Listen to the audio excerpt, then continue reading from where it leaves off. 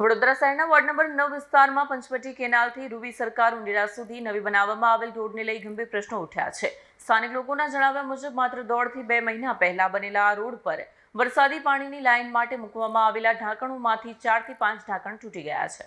વડોદરા શહેરના ward number 9 વિસ્તારમાં Panchavati કેનાલથી Ruby સરકાર ઉંડેરા સુધી નવી બનાવવામાં આવેલ રોડને લઈને ગંભીર પ્રશ્નો ઉઠ્યા છે।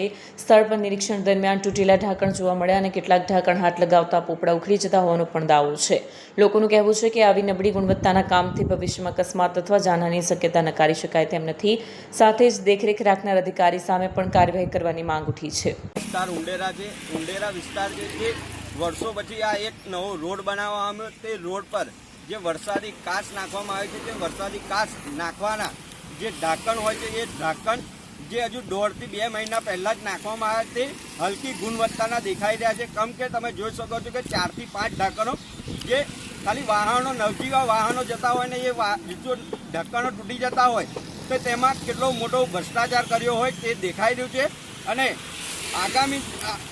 આગામી દિવસોમાં આ રોડનો જે ખુલાસો છે તે અમે બી ખુલાસો પાડવાના છે। કેમ કે આ તો નાનો મોટો ભ્રષ્ટાચાર છે। જ્યારે લોકો કહેતા હોય કે વડોદરામાં મોટે પાયે ભ્રષ્ટાચાર થાય છે, ત્યારે આજે દેખાઈ આવ્યું છે આંખોથી કે આ જે ઢાંકણમાં ભ્રષ્ટાચાર છે, જે અમે હાથ લગાવીએ તેમાં તૈયારીમાં જ પોપડા ખરી પડે છે।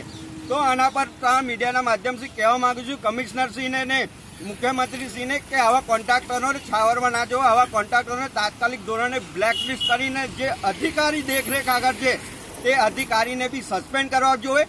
આગામી દિવસમાં કમિશનરને જોડે રૂબેરૂ મુલાકાત લઈને બી આ કોન્ટ્રાક્ટરના સામે પગલાં ભરવાની જે રીત હોય તે બી અમે માંગણી કરીશું। સબ્બીર ચૌહાણ, વડોદરા શહેર youth Congress. Video journalist Mahendra Solanki સાથે સત્યા ટીવી ન્યૂઝ, વડોદરા।